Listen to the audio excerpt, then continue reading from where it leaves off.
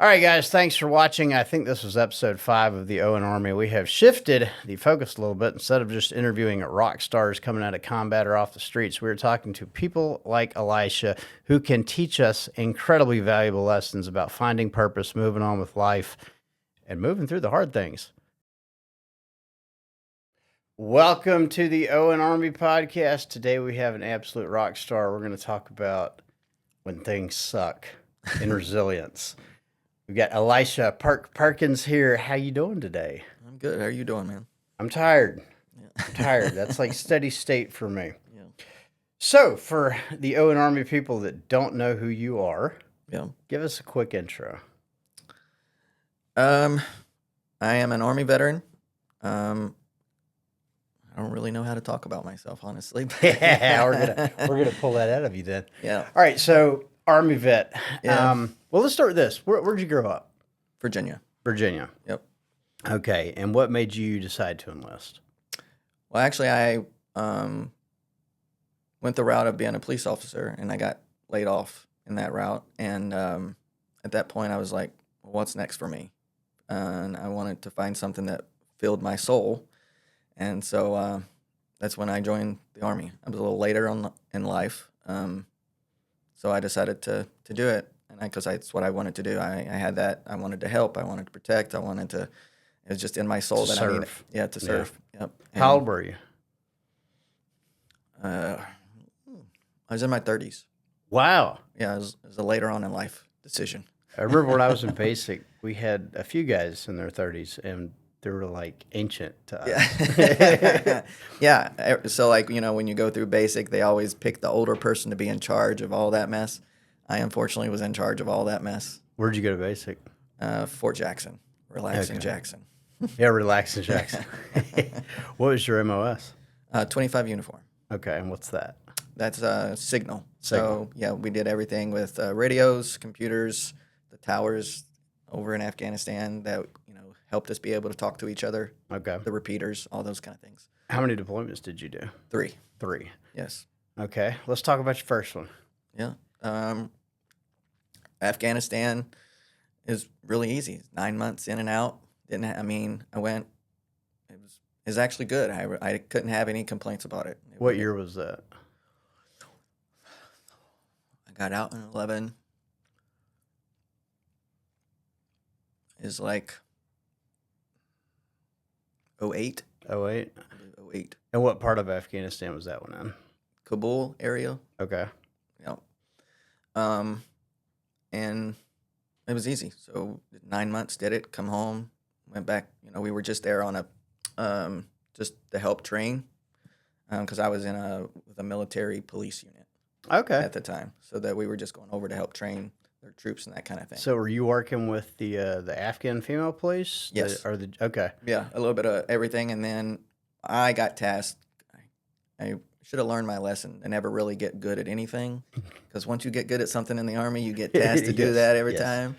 So anytime like we had to go out and, change out the repeaters, do anything, I had to go on those missions because I was really good at it, really quick at it. And when you're out and you're open, you need to be really good and quick at things. And so Yes, I got that under my belt. So I was like pretty much known told to go out on every one of those kind of things. Okay. And then after that deployment, they sent me to go get certified to be able to run I call it the IED signal machine. That was always my thing, Yeah. So then, and there's not a whole lot of people that they task with that. So then, like all the missions, I would end up having to go do those. So my second deployment, also Afghanistan, it was in the same area. But it was a little bit different. We weren't doing any of the training the police over there or anything like that. We were just in support. Okay. Yeah. And so I went out on a lot of missions. That one, it was a little bit tougher. We lost a lot of people in that one. And our base was being hit a lot. So it's, there's never like a peaceful moment, it felt like. And the third one, that one was the one, I was 6 months into it. And we went out on a mission to change out a couple repeaters. His 5 days. We were out. We were coming back, going through Death Valley, basically, and that's Korengal, right? Yep. Okay. And we'd come across like 5 other IEDs on that trip, and the machine was working great. Like, that's what was taking so long, is because we had to wait for EOD to come out and clear it, and get us through it. And we were just driving along. I remember we were laughing, having a good time. We were tired as shit, just going through it, and we're just ready to get back. And from there, it was I woke up 500 feet from my truck. 500 feet. Yeah, that's what they told me. I was about 500 Wow. feet. Yeah. I had no idea what had happened, honestly. I was so confused. I was in the sand suddenly, and I tried to get up, and I couldn't. And that's when I looked down, and I saw that I was opened up in my middle section with my pelvis. I could see my bones in my pelvis. Oh my gosh. Yeah. And I super confused. And a guy comes from behind me, grabs the loop on my vest and pulls me up underneath their wheel well, because we were taking fire from it. And he's like, "Here's your gun, use it." And I blacked out right after that. And that's pretty much. I didn't wake back up until I was on being medvaced back to the fob. And they patched me up basically just to get me to stop bleeding, to be able to transfer me to Germany. Ramstein? Yep. And then from Germany, I went to Walter Reed, and then from Walter Reed, I basically got med boarded out after that. So I was in Germany for like 6 months. I went through quite a few surgeries there, had some at Walter Reed, and then finished having the rest of them back in Kansas. And then after they med boarded me out, I still had like 3 more after that. So how many surgeries total have you had now? 13. Just from that? Yeah, 13. Okay. What happened?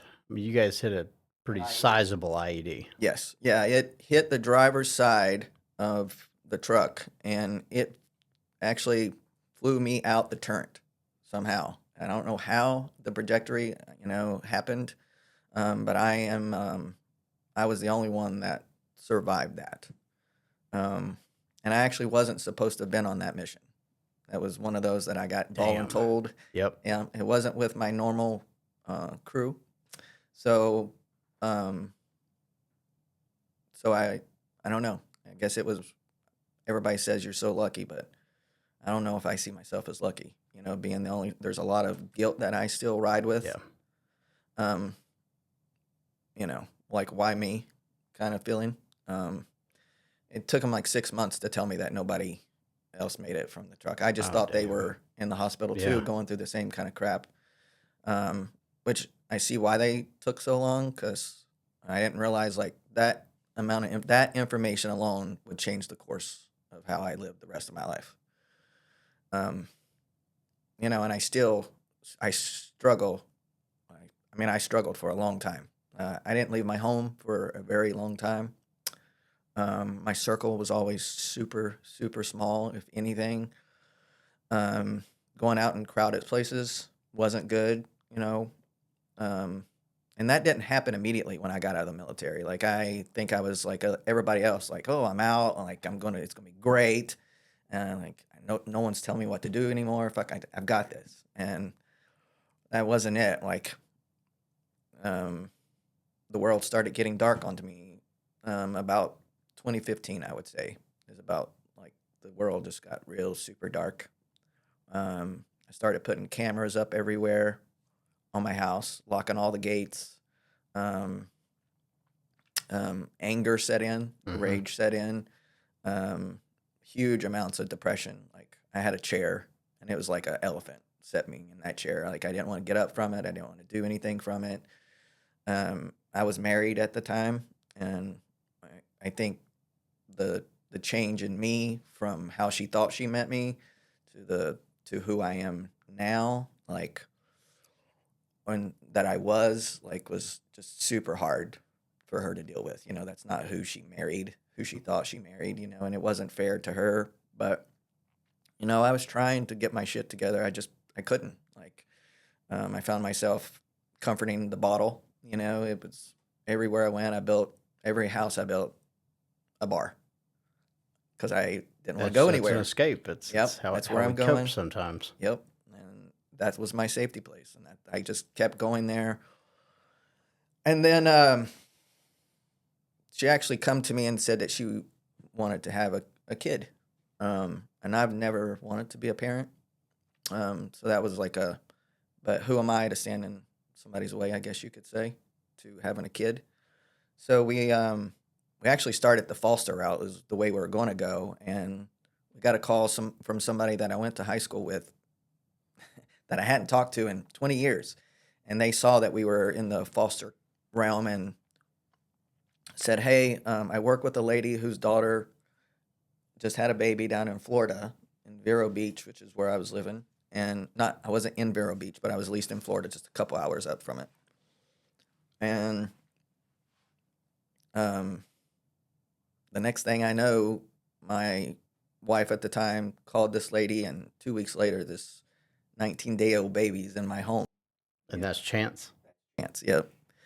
And so my life kind of like changed drastically on a spot, and I honestly didn't know how I was going to be able to do it. Like, how will this kid trigger me in ways? Am I unsafe sometimes with my anger that I was going through? I really didn't know, and at first I was super miserable. I found myself like out at the bar one time, a gun in one hand, and my phone in the other. And I said, today's either going to be the day that I end this, because I can't keep living this way. My mind is like killing me. Like there was no rest for my mind. Like it wouldn't shut off. I hated who I was. I felt like I was worthless. I was a failure. All those things that I think a lot of vets say to themselves. And on the other hand, I had my phone, and I was like, I'm going to look for help, or today's the day I'm going to end it. And at that moment, Chance and my wife at the time walked out the door. And that's when I made the choice to start looking for help. And what year was that?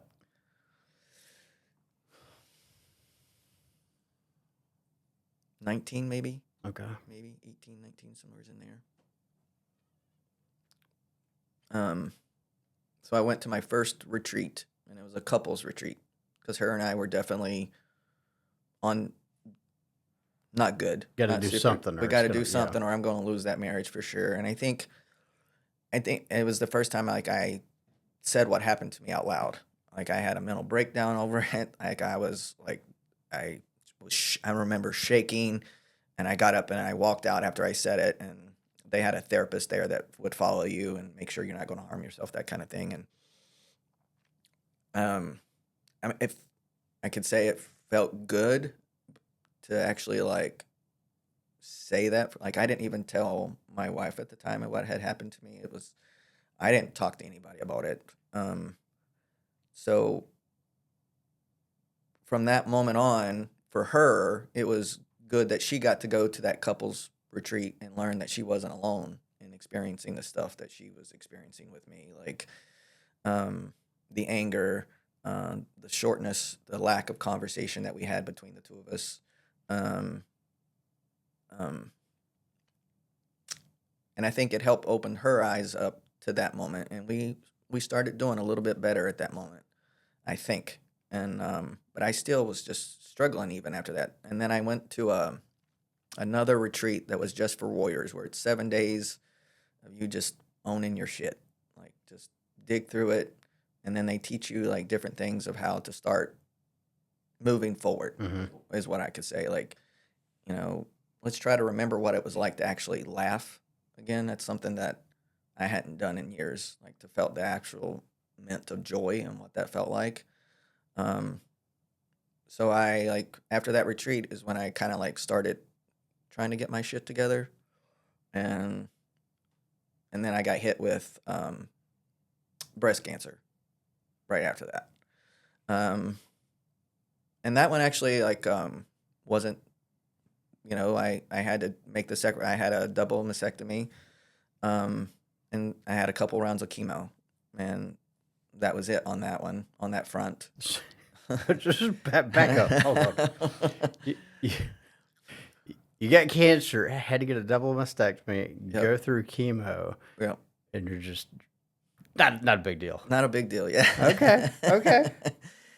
Yeah. With all the, now like, I mean, I said not a big deal, but if you think about, I have a metal pelvis, I have metal hips, I have 2 metal knees, I have a metal femur and tibia. I'm just losing something else, I guess you could say. I was like, you know, It is. There's something profound in that. I want to come back to that. Like just the way you framed that. yeah, I kind of feel like it was just another step that I had to do, and I fought like hell just to be able to not be in a wheelchair, Mm-hmm.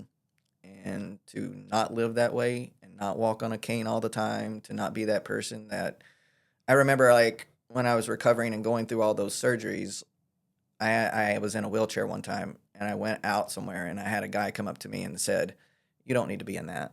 You can't see everything. Like you can't see my wounds under the clothes." And at that moment is when I made the decision that that's not going to be who yeah, I'm in my 30s. Great. Right. But, I didn't want people to look at me like that. I didn't enjoy that feeling that day. And so that's when I fought tooth and nail to be able to get myself vertical again. Um, and 13 surgeries later, I'm pretty good at it. I still have a lot of pain from it. Um, I joke a lot because I have another set of legs that I strap on when I'm really, really struggling. um, all my close friends call me Tink Tink. But so cancer was just like a little bump. Bump in the I road. guess you could say a bump in the road. Another bad moment in my life. But and then I was going to the VA for they don't put your hands on you a lot. They just listen, give you pills, and move you on. Right. But I actually got lucky. And my endocrinologist he's actually the first doctor in the VA other than my orthopedics that ever like started touching and feeling around and stuff. And this was probably a year after the breast cancer thing. And he felt something in my throat. Like he's like, "This don't feel normal to me." He's like, "I'm going to send you for some scans." Comes back, I had a bunch of nodules right in my thyroid in this area. And he's like, the results came back, they were all normal shaped and everything like that. He's like, "We're just going to monitor them every 6 weeks. You're going to come in and get ultrasound, blah, blah, blah."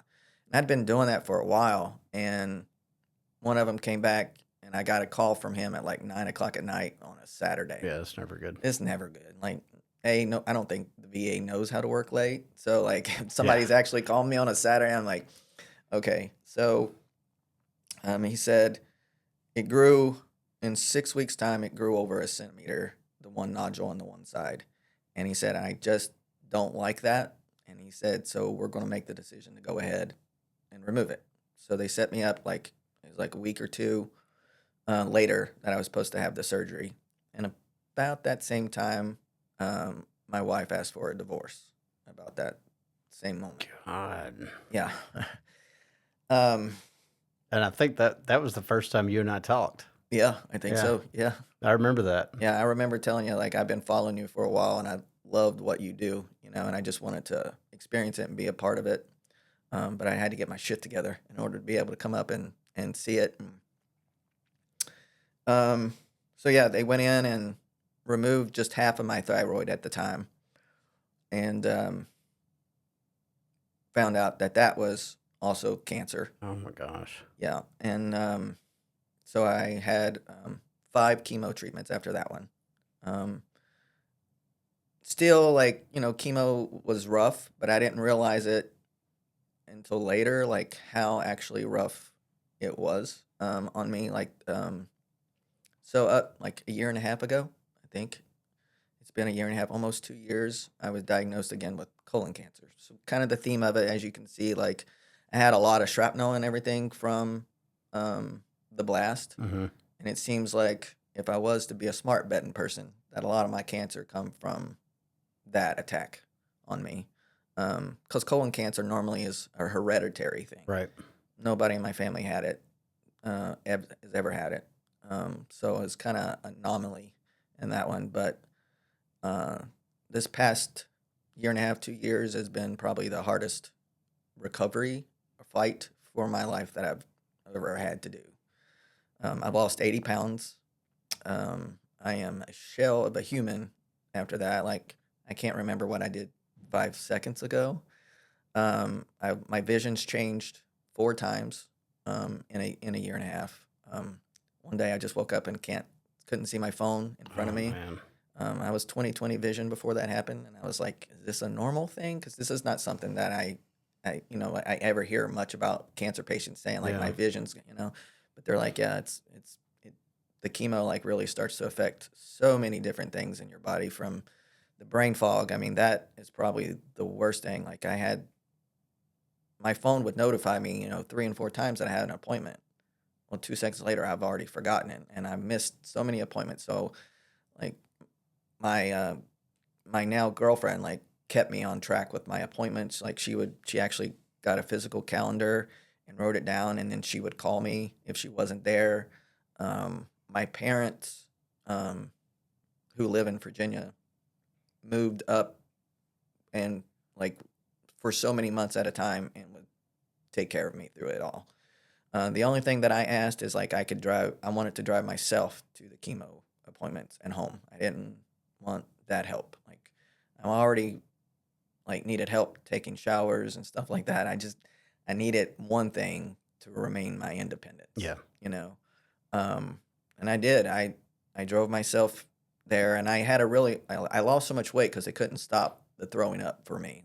They tried me on every pill under the sun. Like I would go get extra boosters and infusions and anything to fight it. And it's never like the day of chemo sucked. I'd say I would throw like 10 or 15 times. I'd throw up, but it's like 2 or 3 days after is when all the little meds that they give you wears off, and then the actual true effects of the chemo would come into play. And I refused to do radiation. I said, you're not going to burn me. I've been burned enough in my lifetime, and I'm not doing that. So like either we beat this thing with chemo or we just don't. And they would double chemo up, and then I would have like a month off to try to get my shit back together. Sometimes they would give me 2 months off just because I was really suffering. Like my weight loss happened. Like I was so bad. I would just, if I went anywhere, I would lay down in the floor because I just couldn't move another step. I would be out in a store and I'd just lay down where I was. Damn. I I was training dogs and doing events, and I still showed up to every one of those. I would pull my truck close, and I would sleep in the back of it if I needed to, just to get a minute to like catch myself up and move on. Um, and during that whole thing, I got divorced, learning to be a single parent to a kid that I wasn't for sure I could do. And, I'm in my 40s now, and he's super young and super energetic, and Oh, he yeah. wears me out just looking at him. So I know you know that feeling. Oh, yes. You got like a mini version of him over there. So yeah, and then on top of that, I was in a HOA that's where my wife at the time wanted to be, and I was running I started my nonprofit there, and they made my life miserable at that HOA after that, and That's about all HOAs are good for. I don't even know why they exist or why they're allowed to exist. Right. It's like just a form of bullying. It is, It is. 100%. It's just a bunch of people that think that they can control every aspect of your life, and they live in the same community. And the funny thing is that same HOA, and even a board member that made my life hell for having a veteran-ran organization, nonprofit there, they most recently, this is so funny that it happened, is that her house got raided for being a drug house. Oh, no. Oh yeah. Oh, that's amazing. Yes. So I lived in a really nice community, really nice house, this big house. They seized all their cars, 5,000 something in cash. They seized the house. Yes. Yeah. And so I wanted to say, like, this, That's like this amazing. is so karma right Yeah, here. you could not have planned that I one out know, better and if you I was tried. like, I just can't believe those people sat on their high horse, but yet Yeah. they were doing this, and they ran out a veteran organization that was just trying to help veterans. Like, of all the people to pick on, though, why? I mean, There was 25 other businesses there, that's just insane. and I'm going through chemo. I'm doing this all like I just wanted to be left alone, Yeah. honestly. That was the moment that I realized that I needed peace more than I needed anything, and I didn't even honestly know what that looked like. And I think my motto was like, I want to exist without existing. Like I wanted to find that place that allowed me to be that. Um, I was dealing with the drama of my getting a divorce, my ex-wife, and learning what that was going to be. And I just needed to get away from all that. I didn't want to run into her anymore out in public. I just couldn't. Like, it was just hard for me in that form and fashion. And I wanted to find a place that really supported veterans and that would accept us in. And that whole ordeal ended up moving me 2.5 hours away from my son, into a little town called Live Oak out in the middle of nowhere in Florida. Like, I'm surrounded by pine tree farms, Oh, that's awesome. no neighbors, That's beautiful. no one to make me miserable, kind of thing. That sounds And like heaven. yeah, and they are a huge veteran supporting town. Like, my dad and I, and like one of the first weeks we were there, we went out for dinner, and we got ready to go and pay. And my dad's a veteran, and I was a veteran, and I think I had on a hat, and he had on a hat that said that somebody had actually paid for our dinner. It's been awesome. such a long time, since. I love that. Yeah, yeah. It's a rare thing that, and they were just like they didn't come up to our table and thank us for our service. They did that behind the scenes, and I still don't know who did it, but it made you feel like, man, I think I made a real right decision about being here. Like, huge support for veterans. It gave me the chills actually at that moment. Like, I made the right decision. That's awesome. Yeah, and I love being there. So far, it's been really, really good. Just growing my nonprofit there and getting the community involved in it. It's been really good. So, your passion is your nonprofit. Yeah.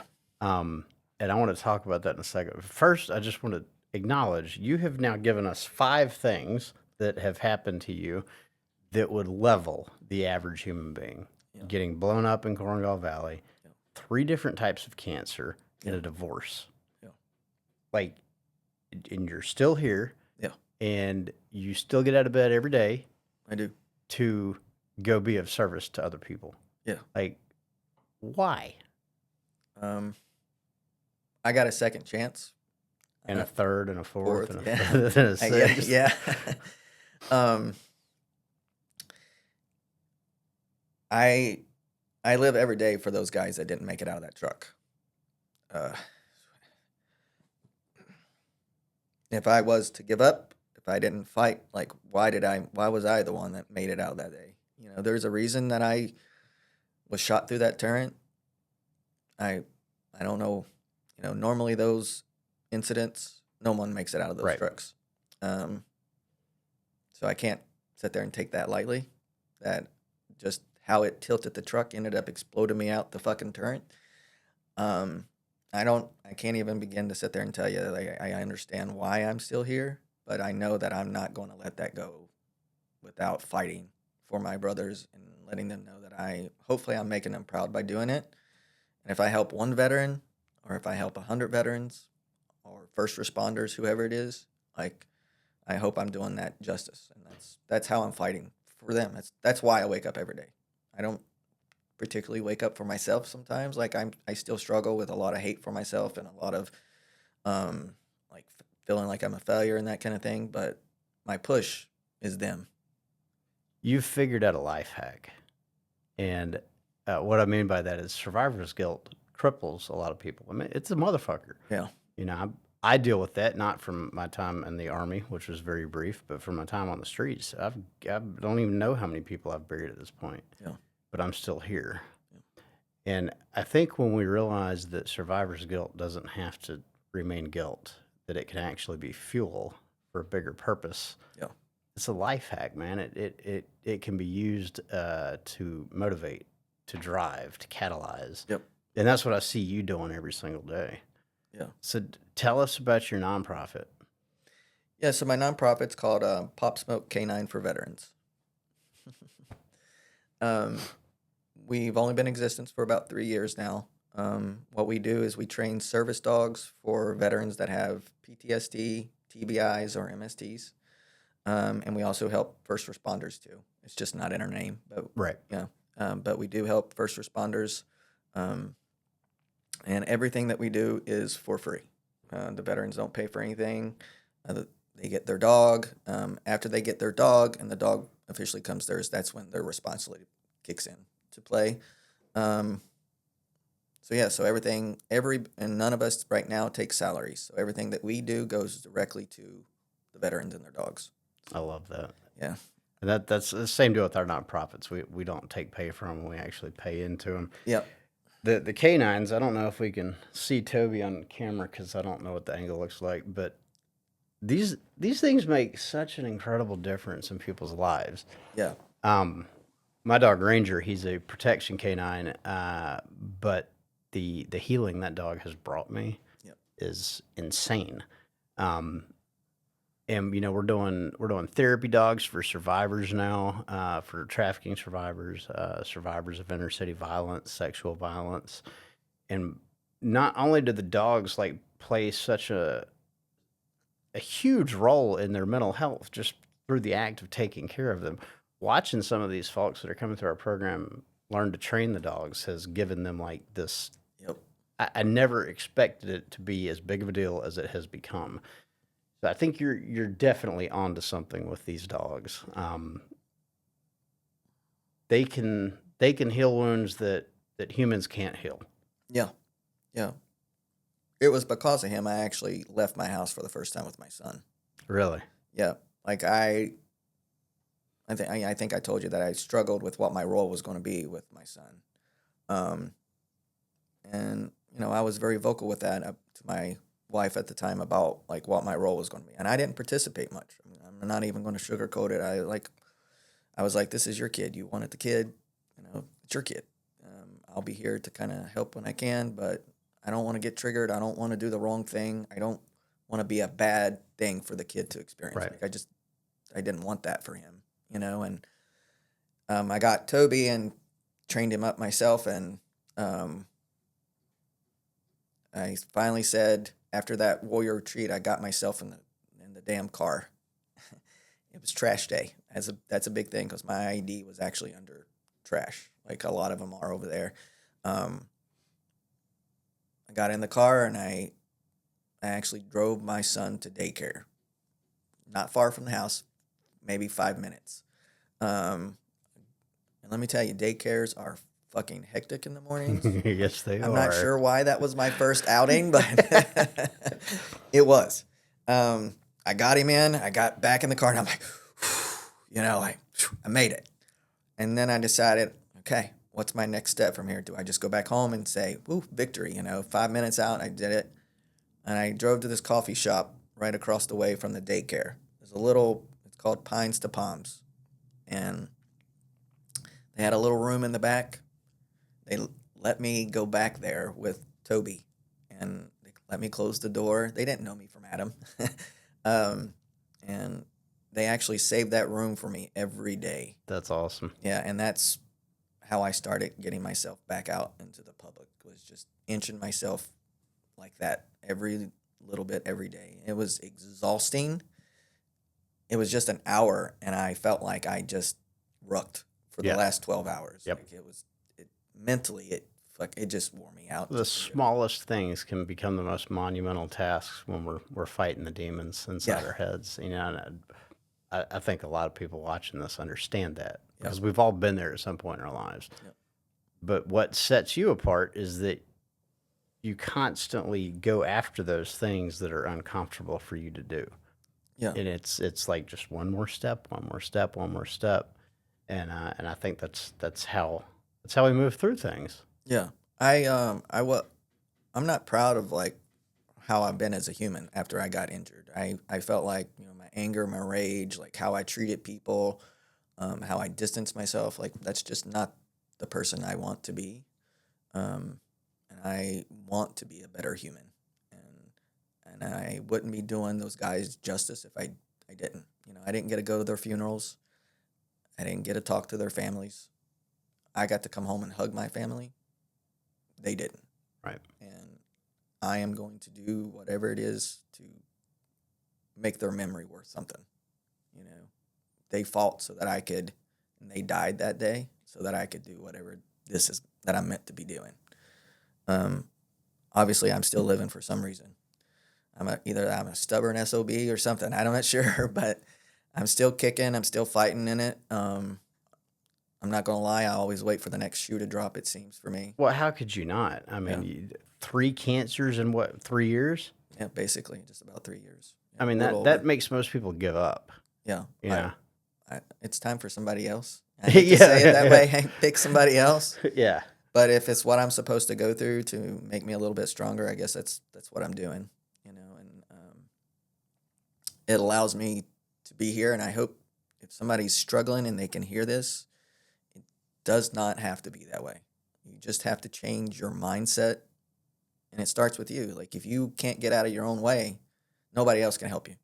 Yes, you And were that is a absolutely right about big that. thing in the veteran community. It is. That we cannot get out of our own way to help ourselves just this much, like an inch. Well, and that's all it has to be. You know, Yep. you're not going to, just like you don't beat cancer all at once in some monumental fight. It's incremental. You have to take steps. And I think when it comes to getting out of our own way, those steps sometimes can be as small as taking the kid to daycare. And then instead of going home and sitting in a chair and thinking about how stressful that was, you decide to push yourself a little bit farther. Yep.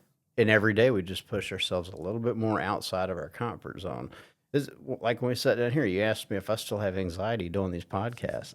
Not so much today, because I kept showing up and doing them. And that's the thing, when we're faced with insurmountable odds, seemingly insurmountable, they're never actually insurmountable, You're a great example of that. I mean, you survived getting blown out of a truck 500 feet through the air. Yeah. Half your body's titanium now. And then you just decided to beat cancer 3 times. Yeah. Like, if anything is insurmountable, it would be those. Yet here you are, having beat all of them. And now you're looking for that next way to be of service to somebody. Yeah. Yeah. My mind is constantly churning, as a friend of ours likes to use that word. And I think it's a really good word to describe what is in my soul. I think the churn that all the veterans, like we're veterans, civilians too, but I'm very familiar with veterans. So these guys and girls that come through that are veterans, they are some talented people that the civilian world is just not paying attention to that Right. person in that corner. The amount of things that they're capable of, the amount of knowledge, like most veterans that join the military, they're protectors, fixers, and helpers. Mm-hmm. Use that. Use it. Use it. Use the crap out of it, because that's what they want. That's what they need. And they're waiting for somebody to just say, I need that. I need you. Will you help me with this? Can you help me come up with a solution for this? They're sitting right there in that corner behind you, waiting for that moment. And sometimes they can't get out of their way. And then sometimes it just takes that one, here's a hand. Let me help you. Or, hey, can you help me today do this? And you'll see a spark in that eye that maybe not been there for like 10 to 12 years. And if I can give one of them a dog, that's just easy, That's game-changing. Game-changing. I mean, it really is. People that have not explored service dogs, man. They're capable of so much. And I remember posting something on LinkedIn once about service dogs, and I called them a medical device. And somebody was 100%. somebody was like, they're not a medical device. They got super defensive about it. There's always one person. But I'm like, they are. Is he a vet in Texas by chance? I think so, yeah. I know exactly who that was. Yeah. And I'm like, that they actually can go anywhere that a medical device goes, right? But they save your life, just like an oxygen tank does. Yep. All those things, the diabetes pump that you have to keep you living, that's that. They can help me walk out that front door. They can keep me calm in crowds. For me, it's the PTSD, rearing its ugly anxiety head when I'm out in public, or keeping my rage down because that's something I think I'm battling right now really bad is the chemo rage of it, but also added into the PTSD rage of it. Like I would say crap to people that you just shouldn't say to people, and I didn't feel any kind of way about it when I was bet saying it was it. hilarious though. It could be, unless you were on the receiving end of it. Right. And then, even the people, and it seemed to be the people that I was closest with. That's always the case. My mom, Yeah. my dad, they didn't deserve the things that I said to them. Even my ex-wife, I said a lot of things to her. She went through a lot with me in those 10 years that we were married. I can't take that from her, and I could sit there and say like, she left me, and I could be all angry about it and have a lot of feelings about it. But I also can't take away the fact of the I use the word torture, but it wasn't fun for her a lot of the times, to think that you were marrying this person and then get another person that was locked inside their head. Yeah. It's not fun for them. We don't give them enough grace, honestly, for what they have to deal with on this end of things. I think that's incredibly important that we look at our side of the street. We own our part in the equation, even when it's circumstances we may not have played a very big role in. Yeah, we still got to look at what was our responsibility there, and that's the only way we grow as human beings, at least for me. Yep, I agree with that 100%. You talked about turning to the bottle a lot to cope. My story. That was always my biggest problem was alcohol. I turned to that bottle to fill a void that was like deep inside me for a very long time. And you see that much more frequently in the veteran population than you do the population at large. Why do you think that is?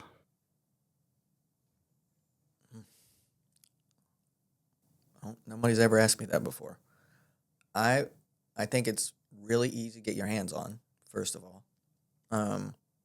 It's technically legal.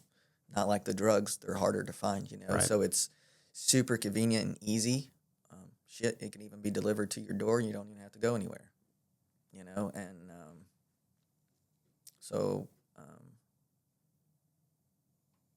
it's mind-numbing. For me, it was just mind-numbing. It stopped my mind from thinking. Stops anxiety instantly. Instantly. Yeah. And I could actually stand to sit with my skin. Yeah. Otherwise, I was trying to crawl out of my skin. Yep. Like on a constant basis. I remember when the VA I remember getting labeled an alcoholic through the VA. They were like, what's a typical day for you? In means of alcohol. I was like, I can sit down with my buddies, have 16, 18 beers and not feel anything about it. And they're like, say that again? 16 or 18 beers. And they're like, oh. Yeah, that's not normal. Yeah. So from that point, I didn't even think of myself as an alcoholic because it wasn't something like I'd go out there and I'd have to have it. Right. It's just when my mind wasn't, I couldn't control what was going on up here. You're going to do what you have to do to shut it up. Yep. Yeah. I needed a break. If not, I was going to choose the other method, which was not going to be here anymore. Right. The constant flashbacks of the shit that I'd been through. I have a lot of gaps from that event. I don't know if I heard a signal on my, that's another thing. I don't know if I heard the IED. Were we laughing so loud that I didn't fucking hear the signal from the machine? Did I cause this? That is something I'll never be able to answer because I have no one to answer those questions for me. So that's the other part of the guilt for me. Do you need that answer? I mean, do. Does it change anything? Everybody, you're not the first person that said that to me. I mean, I get it. I mean, I would want to know too if I was in your shoes, but let's be real. It doesn't change anything. Yeah. I mean, it's not going to bring them back. You're right. It doesn't change the fact that it happened. But what if I did hear it and we stopped and we didn't hit that? There's a lot of what ifs there for me. Yeah, but you know what they say about what ifs. Nothing good ever comes from that. I know. and getting your mind to not think about it all the time was like the hard thing. And Right. so like that was a lot of my drinking was Just shut it up. yeah. Yeah. I remember my ex-wife saying to me, she's like, why don't you ever sit down and have drinks with me like you do your buddies? And I remember saying, because I don't want to be that alcoholic in front of you. I remember saying that. Like I didn't want that. Her dad was an alcoholic and he actually died because of that. And I didn't want her to see that part of me. So I didn't do that in front of her when we were alone, just like me and her kind of thing. If it was me and my buddies, I didn't have any problem doing it. Right. But when it was her, so that actually right along there actually told me that I had more control than I thought I had. Mm-hmm. That was a mind shift for me once I could get out of my own fucking way to see that I'm actually able to stop this myself.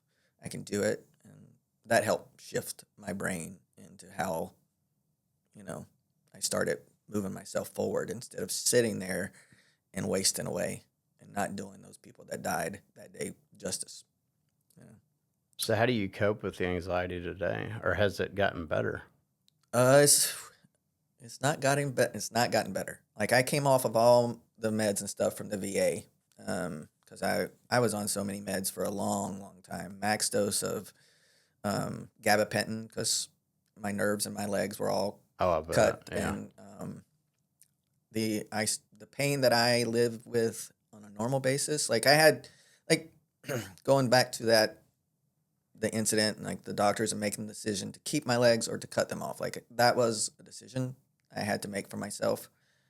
They told me if you choose to go this route, you are literally going to be in some excruciating pain sometime, all the time. You're going to be in some sort of pain every day of your life, but you'll have your legs and you'll be able to function. You'll be able, at that point they didn't know like how far they could go with it to see how much my function was going to be.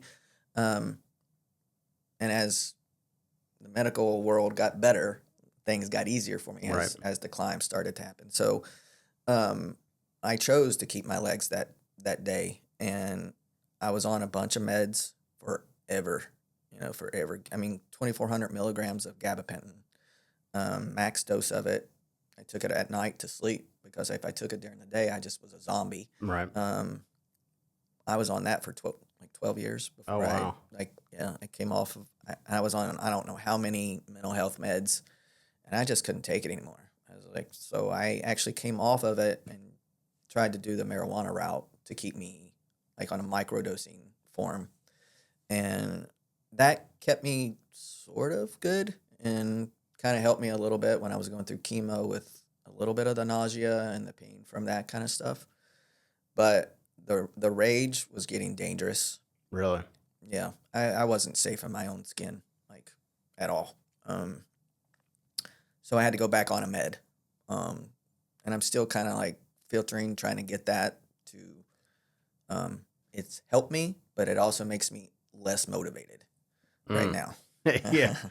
And for a nonprofit founder, that's not a good place to be. Yeah. Yeah. Like I find myself like constantly wanting to just go sleep, and I don't want that. So like, but I will, since I moved over and I'm started going to the Lake City VA, that bad experiences that I've had with the VA and stuff, it's changed for me. Like I have doctors that actually give a shit.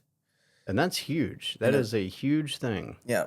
They call me, they see me in the VA walking around, they'll be like, hey, how's that med going? Like, and then she was like, if I say it's not great, that day she calls me up, sets me an appointment, we talk about it. Like I have a say in my mental health. Hell yeah. Yeah. And props to the Lake City VA. Yeah.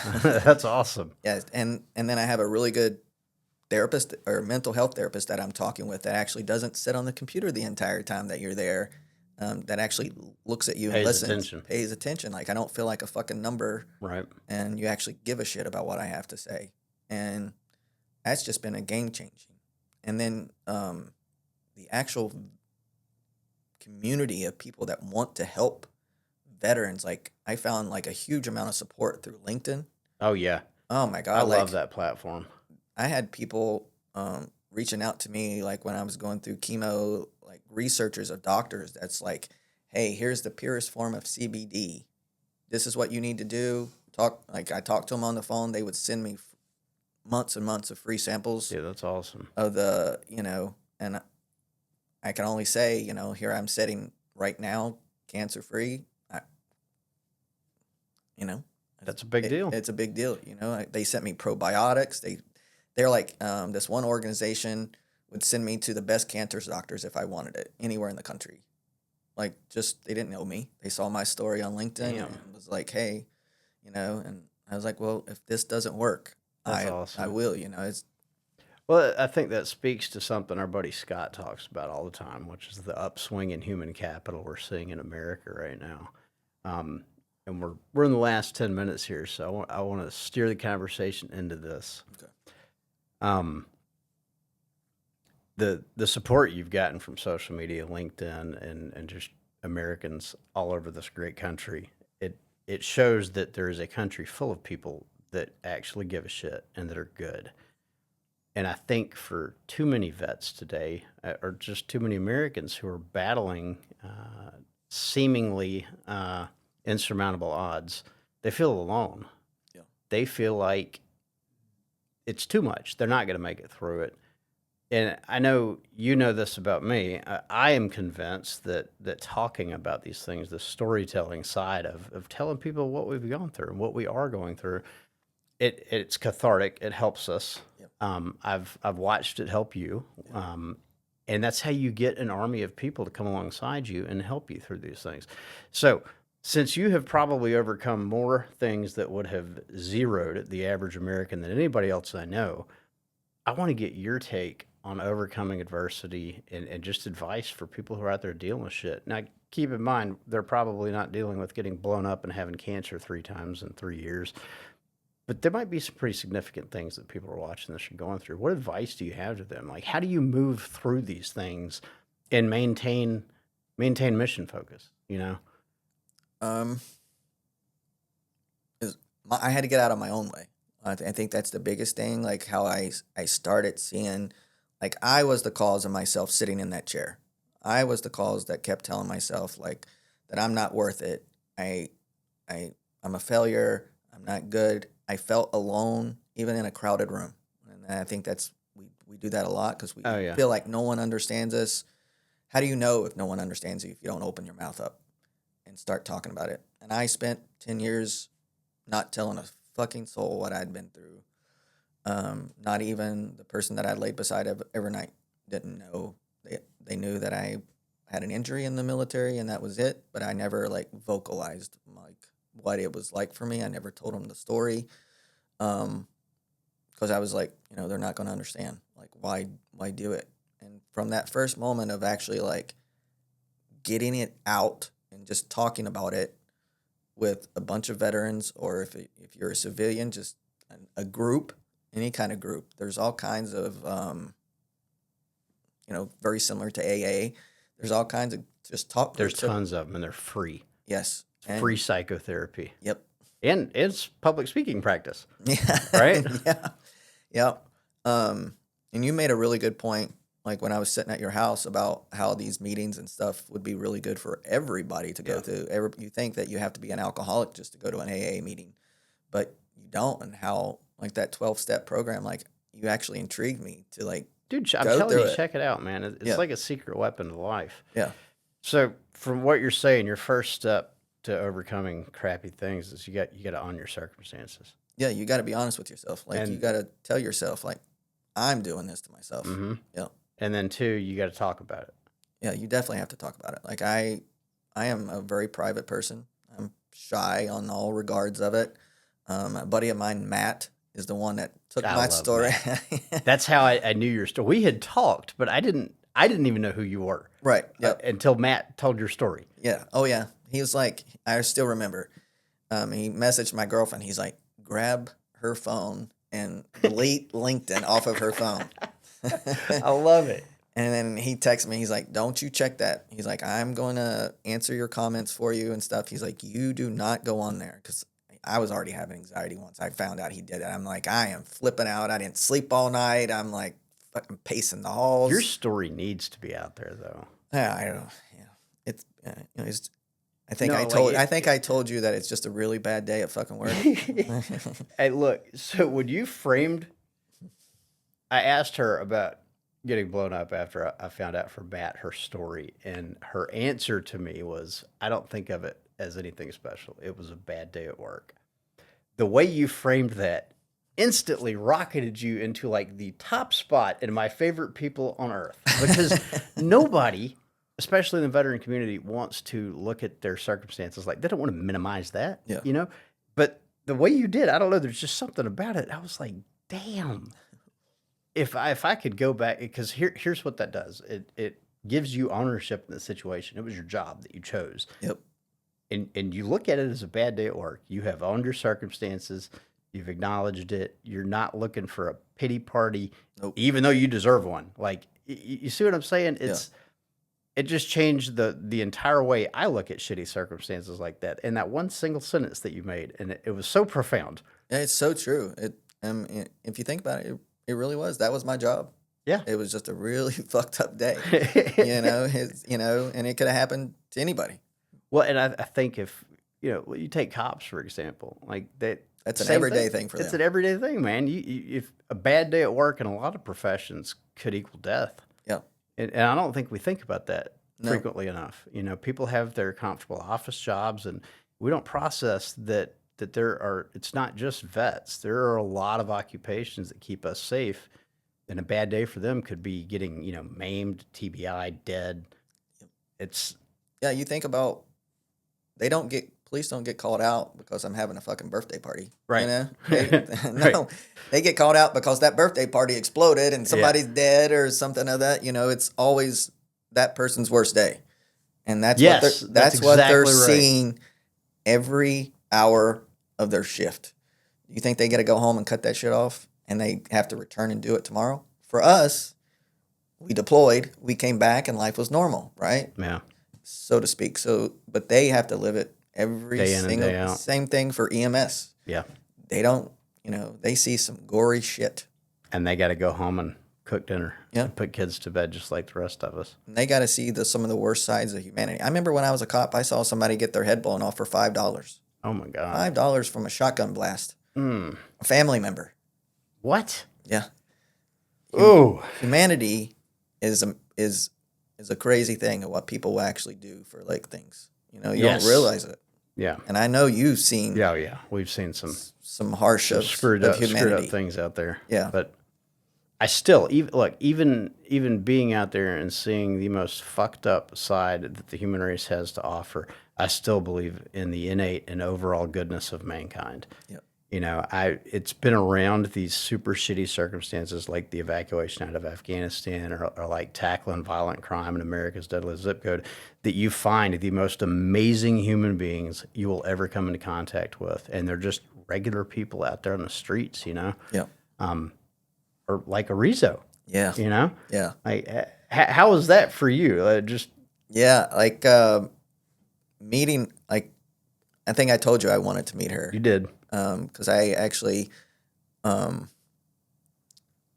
know that she had no involvement, obviously, but she was from Afghanistan, and I had a lot of hatred towards those people. They tried to kill me, and they didn't even know me, right? Yep. I wasn't over there trying to hurt anybody. I was over there actually trying to help them, and like most of us are over there, and so I had a lot of hatred to that. I needed to see what that was going to feel like to me. I think to meet her, I had no expectations. I was super nervous about it. Like she walked in your door and I'm like, oh, there it is. Yeah. And I super nervous about it, shook her hand and then you set us beside each other at dinner and I got to know like a really spectacular fucking human. She is. Like, yeah. Yeah, like how smart, man. Like, and I thought that I'd been through some stuff, but I'm not even sure I could have walked in her shoes. Yeah. And what she'd done at such a young age, like 19, 20 years old, like, and what she has seen in her life. And like, all she wants to do is like learn. She's amazing. She wants to learn and be this like, amazing. A doctor. Yeah. I mean, She must be a surgeon, neurosurgeon. I know that's like, and she taught herself languages. 8 of them or 7, something like She that. didn't tell me how many. She's like, I actually know a whole lot. Yeah, she speaks German, Portuguese, Spanish, English, Dari, Pashto, Urdu, and something else. I'm going to tell you something that'll blow your mind. All right. So you remember those, the Operation Jawbreaker cutting boards we did for the 9/11 commemoratives? Yep. So I had a Rezo and then 2 GWAT combat vets making those. And they were selling really well. And Ariza's like, these are beautiful, but what's the big deal? I was like, well, they're for 9/11 commemorative. She goes, what's that? Yeah, she was born 15 days after the towers came down. Her dad served with U.S. forces her entire life, and she never knew why you guys were in Afghanistan. She never knew. She had no idea about the Twin Towers. None.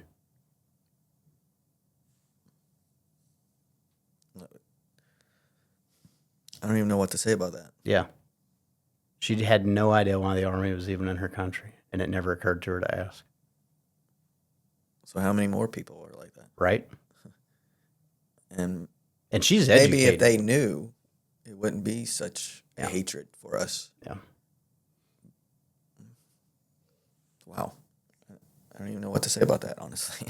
I'm still processing it. That's just mind altering to me. Like, I thought everybody knew. right. And like, if they knew, like, honestly, like how many lives could have been saved? Yeah.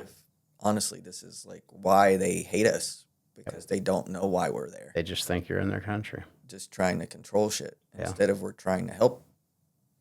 And wow. I don't even know what to say about that, honestly. Well, we're out of time, and I think that gives me a great outro. Before we start making judgments on other people's circumstances, we should make sure we have the full picture. Yeah. Yeah. Elisha, you're one of my favorite human beings. Thank you so much. You too, man. Thank you for having me. I appreciate you. You're a rock star. Get these microphones in the way. Tune in next time for Owen Army. I love you guys.